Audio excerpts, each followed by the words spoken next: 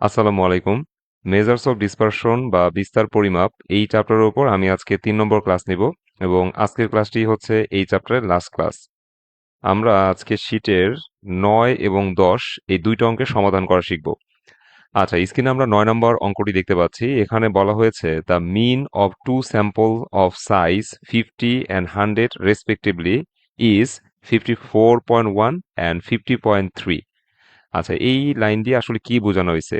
এখানে বলা হয়েছে the mean of two sample of size 50 and 100 respectively is 54.1 and 50.3। অর্থাৎ আমাদের কাছে দুইটা স্যাম্পল সাইজ দেওয়া আছে 50 এবং 100। এগুলা এন এর মান, যেহেতু দুইটা এন দেওয়া আছে সেহেতু একটা হচ্ছে N1 আর একটা হচ্ছে N2। তা আমাদের এই স্যাম্পল সাইজ অনুযায়ী মিন দেওয়া আছে। তাহলে এই যে প্রথম যে মিনটা দেওয়া আছে 54.1, এটা হচ্ছে এই যে স্যাম্পল সাইজ 50, এইটার মিন হচ্ছে 54.1। আর এই যে দ্বিতীয় যেই স্যাম্পল সাইজটা দেওয়া আছে, এই স্যাম্পল সাইজের মিন হচ্ছে 50.3। এই রেসপেক্টিভলি কথাটা এর অর্থ হচ্ছে যথাক্রমে।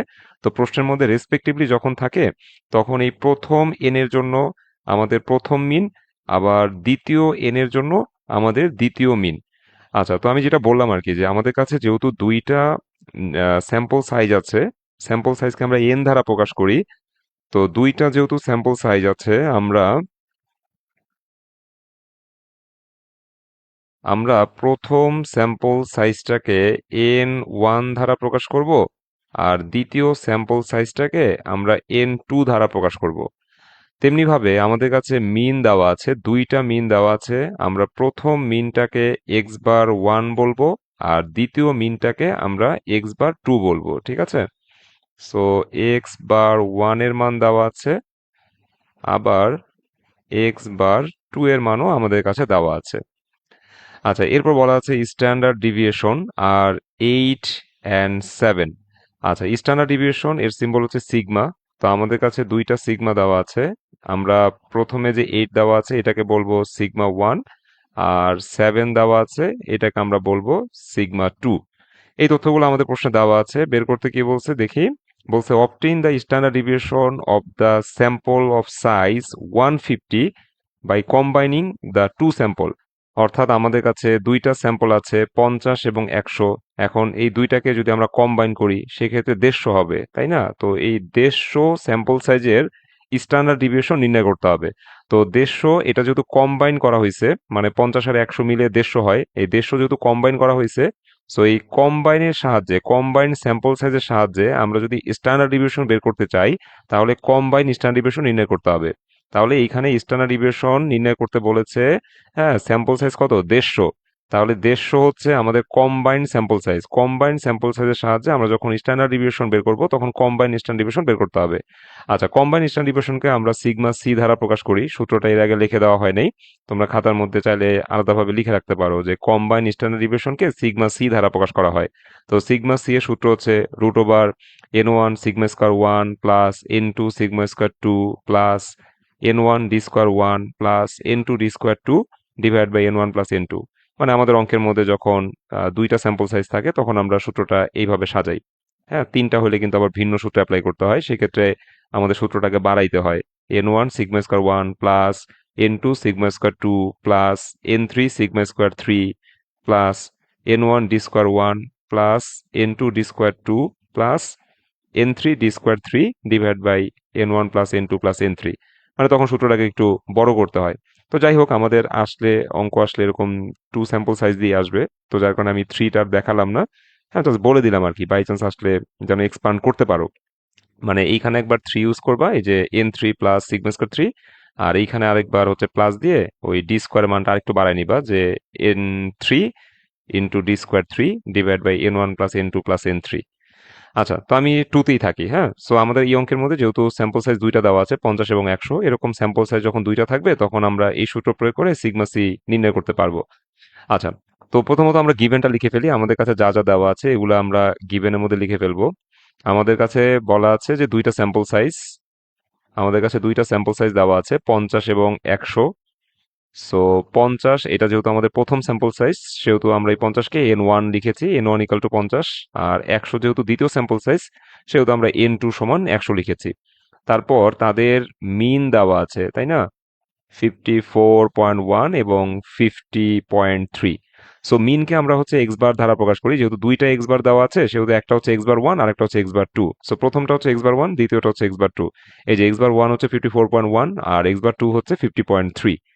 আর প্রশ্নের মধ্যে স্ট্যান্ডার্ড ডিভিয়েশন দেওয়া আছে, স্ট্যান্ডার্ড ডিভিয়েশনকে আমরা সিগমা দ্বারা প্রকাশ করি। সো সিগমা যেহেতু দুইটা দেওয়া আছে, একটা সিগমা ওয়ান একটা sigma two. So sigma one হচ্ছে 8 আর সিগমা টু হচ্ছে 7। এখন আমাকে বের করতে বলছে কম্বাইন স্ট্যান্ডার্ড ডিভিয়েশন। ঠিক আছে, ওই 150 স্যাম্পল সাইজের স্ট্যান্ডার্ড ডিভিয়েশন মানেই হচ্ছে combine standard deviation. So combine standard deviation বের করার জন্য আমাদের সূত্র হচ্ছে এইটা। সো এই সূত্রটার মধ্যে সরাসরি মান বসানো যাবে না, আগে আমাদের কিছু কাজ আছে সেগুলো সেরে নিতে হবে। আমরা প্রথমে গিভেনটা লিখে ফেলি যে এন ওয়ান এন টু, হ্যাঁ 50 100 দেওয়া আছে, x bar one x bar two, হ্যাঁ যেভাবে প্রশ্নে দেওয়া ছিল লিখলাম, এবং সিগমা ওয়ান সিগমা টুও লিখলাম।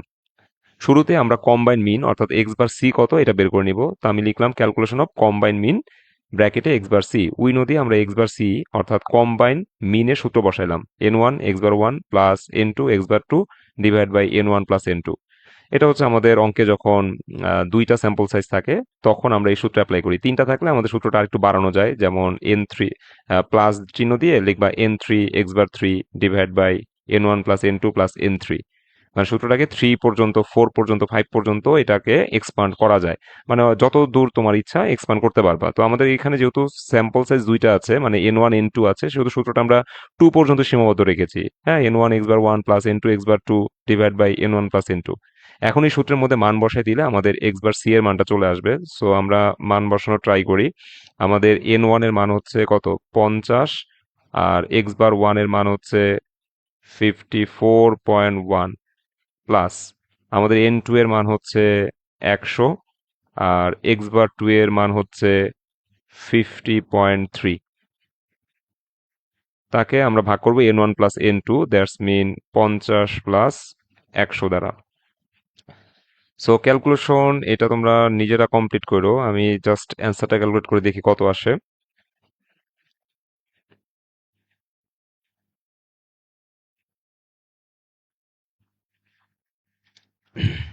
একটু ওয়েট। হ্যাঁ, এখানে আমরা হচ্ছে 50 তার সাথে গুণ করব 54.1, 50 আর 54.1। আচ্ছা আমি লিখিয়ে দিই, এখানে আসবে তোমার 2705, 2705, 2705 প্লাস এইখানে আমরা যদি 100-র সাথে গুণ করি 50.3 তাহলে আসে 5030 ডিভাইড বাই 150। তাহলে আমরা 5030-এর সাথে যোগ করব 2705, যেই যোগফলটা নামে তাকে আমরা 150 দিয়ে ভাগ করব। 51.57 আসে।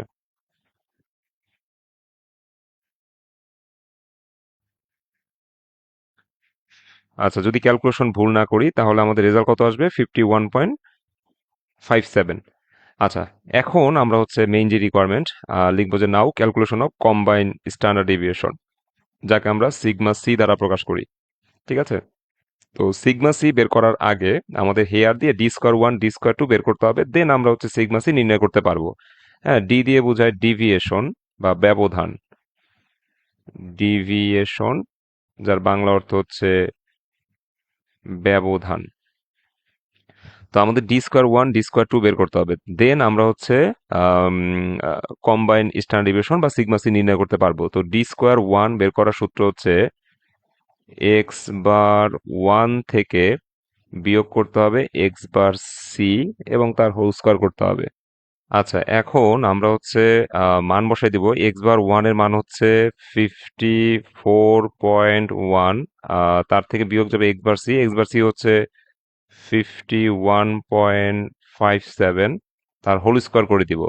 তো আমরা যদি এটা বিয়োগ করে হোল স্কোয়ার করি তাহলে রেজাল্ট আসে 6.4009, 6.4009। যদি দশমিকের পর 4 ঘর নেই তাহলে এরকম আসে 6.4009। আচ্ছা এরপর আমরা ডি স্কোয়ার টু বের করবো। ডি স্কোয়ার টু বের করার সূত্র হচ্ছে এক্স বার টু থেকে বিয়োগ করব এক্স বার সি তার হোল স্কোয়ার। তাহলে এক্স বার টু এর মান হচ্ছে 50.3, তাহলে এখানে আমি 50.3 লিখলাম। আর আমাদের এক্স বার সি হচ্ছে 51.57, তার হোল স্কোয়ার করব। তাহলে এখানে রেজাল্ট কত আসে আমি একটু ক্যালকুলেশন করে দেখি। আমাদের 50.3, তার থেকে বিয়োগ যাবে 51.57, তার হোল স্কোয়ার করলে আসে 1.6129। 1.6129। 1.6129। আচ্ছা, এখন আমাদের হচ্ছে উইনো দিয়ে আমরা সিগমা সি এর যে সূত্রটা বসাইছি এই সূত্রের মধ্যে মান বসাই দিব, তাহলে আমাদের রেজাল্ট চলে আসবে। সো এন ওয়ান এর মান হচ্ছে 50, এটা তো আমাদের প্রশ্নে দেওয়াই আছে। সো আমি এন ওয়ান এর মান 50 লিখলাম, তার সাথে গুণ করতে হবে আমাদের সিগমা স্কোয়ার ওয়ান। তো আমাদের সিগমা ওয়ান এর যে মানটা আছে এটাকে জাস্ট স্কোয়ার করে দিতে হবে, তার মানে 8 কে আমরা স্কোয়ার করে দিব, প্লাস আমাদের এন টু এর মান হচ্ছে 100, এটা প্রশ্নে দেওয়া আছে। আর সিগমা স্কোয়ার টু, তাহলে সিগমা টু এর যে মান আছে 7, আমরা এই 7টাকে মানে সিগমা টুটাকে স্কোয়ার করে দিব, প্লাস এন ওয়ান এর মান হচ্ছে 50। আর ডি স্কোয়ার ওয়ান এর মান মাত্রই বের করেছি, 6.4009, 6.4009। তারপরে তোমার হচ্ছে প্লাস, আচ্ছা প্লাস চিহ্ন দিয়ে আমাদের n two d square two, n টুর মান হচ্ছে 100। আর আমাদের ডি স্কোয়ার টু এর মান হচ্ছে 1.6129, 1.6129। আচ্ছা, এখন আমরা যদি ক্যালকুলেশন করি, আর নিচে হচ্ছে কত 50 প্লাস হচ্ছে 100, এখন যদি আমরা ক্যালকুলেশন করি সেই ক্ষেত্রে সর্বশেষে যে রেজাল্ট আমরা পাবো সেটাই হচ্ছে অঙ্কের অ্যান্সার। তো আমি ক্যালকুলেশন এখানে মোবাইল দিয়ে করতে পারবো না, তোমরা হচ্ছে বাসায় ক্যালকুলেশন করো, লাইভে সম্ভবত কেউ নাই, তো যার কারণে আমি ক্যালকুলেশন দেখাতে পারছি না। তোমরা নিজেরা হচ্ছে এটা কমপ্লিট করে নিও, ঠিক আছে? মানে আমি সব সাজাই দিয়েছি, আশা করি অঙ্কটা করতে পারবা। এরপর আসো আমাদের শীটের 10 নম্বর যে অঙ্কটা আছে সেটা আমরা শিখি। ওকে, স্ক্রিনে আমরা 10 নম্বর অঙ্কটি দেখতে পাচ্ছি। এখানে বলা হয়েছে the following are some of particulars weights of boys and girls in a class. মানে একটা ক্লাসে বয়েজ এবং গার্লসদের ওয়েট নিচে দেওয়া আছে। সো আমরা দেখতে পাচ্ছি বয়েজ হচ্ছে 100 জন আর গার্লস হচ্ছে 50 জন। তারপর মিন ওয়েট দেওয়া আছে, বয়েজদের গড় ওজন হচ্ছে 60 কেজি আর গার্লসদের গড় ওজন হচ্ছে 45 কেজি। তারপর ভ্যারিয়েন্স দেওয়া আছে, বয়েজদের ভ্যারিয়েন্স, ভ্যারিয়েন্স মানে হচ্ছে সিগমা স্কোয়ার, বয়েজদের সিগমা স্কোয়ার হচ্ছে 9 কেজি আর গার্লসদের সিগমা স্কোয়ার হচ্ছে 4 কেজি। তো এই তথ্যগুলো আমাদের প্রশ্নে দেওয়া আছে, ফাইন্ড আউট করতে বলছে combine standard deviation, combine standard deviation বের করতে বলছে। এরপর বলছে which of the two distributions is more variable, মানে কোন ডিস্ট্রিবিউশনের পরিবর্তনশীলতা বেশি। সিবি নির্ণয় করে আমাদের একটা মন্তব্য করতে হবে, যার সিবি বড় তার হচ্ছে পরিবর্তনশীলতা বেশি, সেরকম একটা মন্তব্য আমরা করে দিব। তো আমরা কম্বাইন স্ট্যান্ডার্ড ডিভিয়েশন যদি বের করতে চাই তাহলে আমাদের প্রথমত গিভেনটা লিখে তারপর কম্বাইন মিন বের করতে হবে, দেন আমরা কম্বাইন স্ট্যান্ডার্ড ডিভিয়েশন নির্ণয় করতে পারবো। হ্যাঁ, গিভেনটা কিভাবে লিখবো, আমাদের বয়েজ এটাকে আমরা যদি 1 ধরি, গার্লসকে যদি আমরা 2 ধরি, তাহলে নাম্বার যেহেতু দুইটা দেওয়া আছে, সো এন ওয়ান এর মান হবে 100, এন টু এর মান হবে 50। এই যে এন ওয়ান এর মান 100, এন টু এর মান 50। তারপরে মিন, মিন মানে হচ্ছে এক্স বার। হ্যাঁ, সো এক্স বার ওয়ান হচ্ছে কত 60 কেজি আর এক্স বার টু হচ্ছে 45 কেজি। এই যে X bar one 60, X bar two হচ্ছে 45। আর ভ্যারিয়েন্স মানে হচ্ছে সিগমা স্কোয়ার, তো সিগমা স্কোয়ার যেহেতু দুইটা দেওয়া আছে, তো sigma square one, sigma square two. তো সিগমা স্কোয়ার ওয়ান হচ্ছে 9 আর সিগমা স্কোয়ার টু হচ্ছে 4। এই তথ্যগুলো আমাদের কাছে দেওয়া আছে। এখন ক্যালকুলেশন করতে বলছে আমাদের কি, যে কম্বাইন স্ট্যান্ডার্ড ডিভিয়েশন অর্থাৎ সিগমা সি বের করতে বলেছে। কি বের করতে বলেছে, আমাদের সিগমা সি বের করতে বলছে। তো সিগমা সি বের করার আগে আমাদের কম্বাইন মিন কত এটা জানতে হবে। তো কম্বাইন মিন আগে বের করবা, লিখবা যে ক্যালকুলেশন অফ কম্বাইন মিন ব্র্যাকেটে এক্স বার সি, উইনো দিয়ে এক্স বার সি এর সূত্র বসাবা, n one x bar one plus N two x bar two divide by N one plus N two. এই সূত্রের মধ্যে মান বসাইয়া এক্স বার সিটা আগে বের করবা। এক্স বার সি বের করার পর requirement one, calculation of combine standard deviation bracket হচ্ছে সিগমা সি। তো সিগমা সি বের করার আগে আমাদের D square one, D square two এগুলা বের করতে হবে। এই দুইটা আইটেম বের করার পর আমরা হচ্ছে সিগমা সি সূত্রের সাহায্যে নির্ণয় করতে পারবো। তো এইটা তোমাদের হোমওয়ার্ক থাকবে, এটাও আশা করি কমপ্লিট করতে পারবা। আর বলছে যে কোন ডিস্ট্রিবিউশন বেশি পরিবর্তনশীল, তাই না? সো আমরা পরিবর্তনশীলতা বের করার জন্য আমরা হচ্ছে রিকোয়ারমেন্ট 2 এ কোএফিসিয়েন্ট অফ ভ্যারিয়েশন সিবি নির্ণয় করব। তো সিবি সূত্র সবাই জানি, sigma divide by X bar into 100। তো বয়েজদের সিবি বের করার জন্য আমরা সিবি 1 নির্ণয় করব, sigma 1 divide by X bar 1 into 100। আমরা সিগমা 1 এর মানটা তো প্রশ্নের মধ্যে দেওয়া নেই, প্রশ্নের মধ্যে সিগমা স্কোয়ার দেওয়া আছে। এটা হচ্ছে সিগমা স্কোয়ার 1 আর এটা হচ্ছে সিগমা স্কোয়ার 2, তাই না? তো সিগমা স্কোয়ার 1টাকে আমরা জাস্ট রুট করে দিব, এই যে এখানে লিখবা যে হেয়ার দিয়ে সিগমা স্কোয়ার 1 ইকাল টু 9, তারপর লিখবা যে বা আমাদের সিগমা 1 কত হবে, √9 বা 3। হ্যাঁ, তাহলে এখানে তুমি সিগমা 1 এর পরিবর্তে 3 বসাবা, আর এক্স বার 1 এর মান প্রশ্নে 60 দেওয়া আছে, ভাগ করে 100 গুণ করলে আমাদের এখানে একটা পার্সেন্টেজ আসবে। তেমনি ভাবে আমাদের গার্লসদের সিবি বের করতে হবে। এরপর দুইটা সিবির মধ্যে যার সিবিটা বড় হবে আমরা তাকেই বলবো গেটার ভ্যারিয়েশন। তো আমরা লিখবো যে since CB of boys is higher than CB of girls, মানে গার্লসের সিবির চেয়ে বয়েজের সিবি বড়। এটা বড় আসবে, বই থেকে সংজ্ঞাটা লিখেছি, মানে কমেন্টটা লিখেছি। সো সম্ভবত বয়েজের সিবিটাই বড় আসবে। তো আমি লিখলাম যে since CB of boys is higher than CB of girls, মানে গার্লসের সিবির চেয়ে বয়েজের সিবি যেহেতু বড়, so there is greater variation in the weights of boys. তাহলে বয়েজের ওয়েটসে মানে ওজনে গেটার ভ্যারিয়েশন বা ভিন্নতা বেশি। এইভাবে আমরা একটা মন্তব্য করে দিব।